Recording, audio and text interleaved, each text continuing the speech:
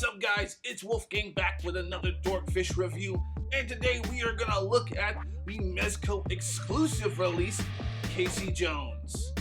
Let's get into it.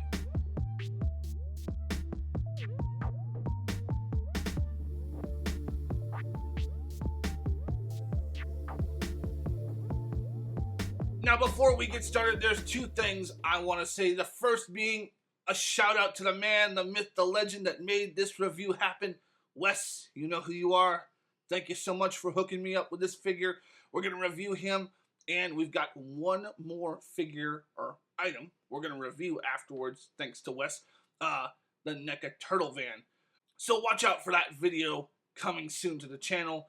But we're here to talk about Casey today, the Mezco exclusive release, the first release of Casey.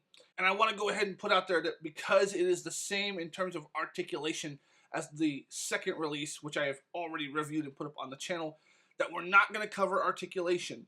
You probably already know what this figure moves like, and if you don't, I've got my other video, which I will link in the video above. Now, that being said, we're going to start where we always start, the package and then accessories.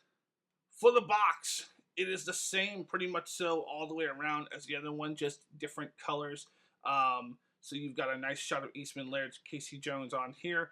You've got the seal from Mezco for its exclusive release, Nickelodeon on it.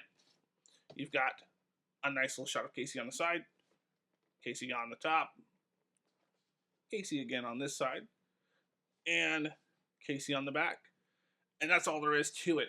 Nothing more, nothing less. So let's go ahead and jump into the accessories. Alright, and for accessories, let's go ahead and get started with the multiple heads he comes with. Obviously, the ones on him comes on him in package. He also comes with a normal face, unmasked. Paint job is immaculate. Great texture to the hair. And the normal face that you would get, or the unmasked face you get with the second version, the more standard edition, he's bruised up and beat up. This one you get a nice clean face, and then you get a second masked head, but it is scarred and battle damaged, and I love it. It looks so good. It's got great depth to it. It photos very well. Super, super cool head. Now, where this one is different from the other, where the other gives you a patch and a shoulder pad, this one gives you a jacket. And it is a nice quality denim jacket, no wiring in it whatsoever, but it looks great. Goes on and off easy. What's also different for this one compared to the other is where you get less weapons, you get a little more to the hands and arms accessories. So going into the weapons first for this and the carry bag, you've got the brown carry bag as opposed to the white one. Stitching is the same. You still got the wire up top. It holds well. Looks great. You get your first hockey stick. I love it. It looks amazing. Your second hockey stick. Now, what's different about this one as compared to the other release, besides the wrapping, is the other one is painted to be red, white, and blue, like the mask that he comes with. In this case, obviously, it's not. You get your cricket bat, and it looks great. Great job there. You get your golf club. And this accessory is done very well. All the accessories for him are done very, very well. You get the metal bat. The dings and damages in it look great. You get your wooden bat here, which has all the cuts and damage from battle in it, and it looks great. The wrap looks amazing. So well done. And then you get the broken off bat, which is great for scenes where it looks like he's finishing up a battle or just hard strike against an opponent, whatever you want to do with that. Now that's it for weapons. Again, the second release has way more weapons, but it also doesn't have certain things that this one has, such as the padded hands. So you get the hockey pad style hands. So this part goes over the wrist forearm, and then this pegs right in. Boom. So you got that look right there, and it's great. holds the sticks well. And then for the right hand, you get, I believe this is more of a goalie's pad. So you get this pad here, which looks amazing, and then the hand that goes with it. Very well textured, great color, looks good. And then you get his standard hands, like the fist hands that are on him, as well as these kind of stylized hands here. You get one for each. The gloves look great. They did a really, really good job of that. You get 2 more gripping hands for holding weapons if you don't want to use the goalie gloves, although I will be for my display purposes. You get 2 nicely done relaxed hands. And then you get 2 other stylized hands, a pointing one, and then this kind of clawing or gripping hand, striking hand. And then last but not least, you get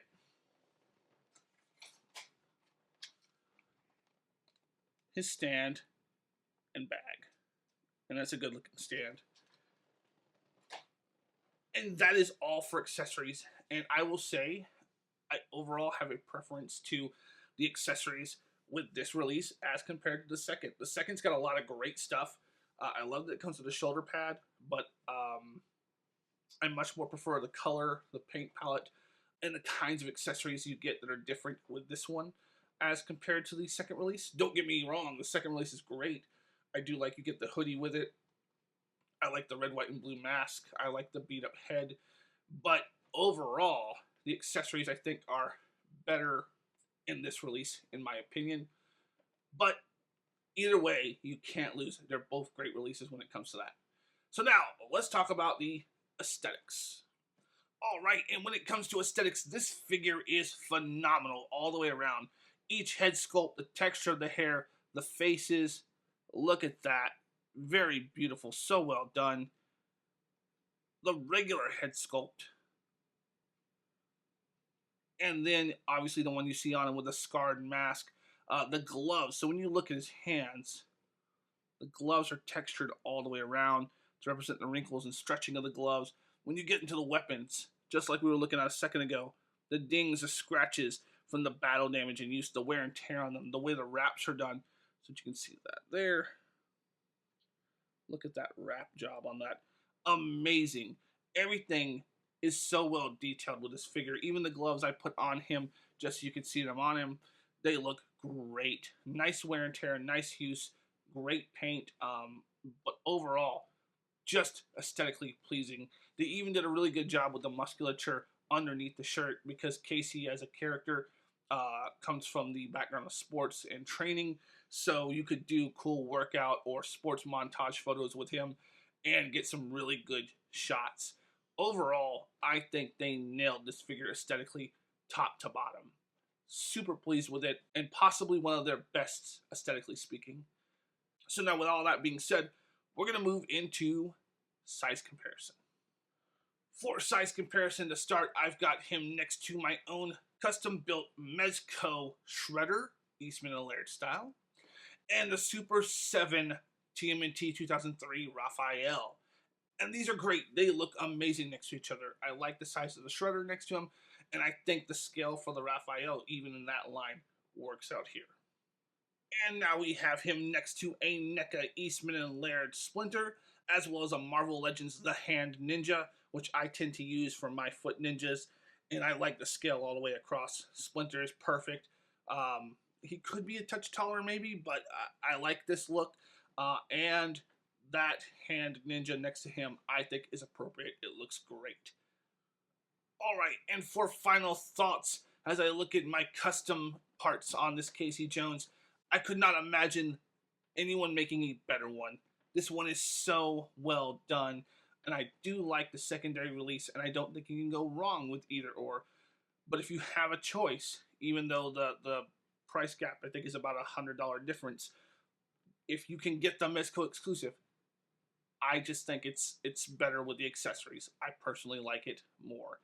But you can't go wrong either way, because either way, this Casey figure is so dang good. You got to get your hands on him I promise you, you will enjoy it. That being said, I'm going to bring this review to an end. I really appreciate you sticking around and watching it. I hope you enjoyed it. Like, comment, share. Let me know down below in the comments your favorite TMNT character and which characters you would love to see Mezco turn into figures next. Personally, I would like some foot soldiers and or maybe Bebop and Rocksteady. Well, that being said, I'm bringing this review to an end. Thank you for watching, guys. Later.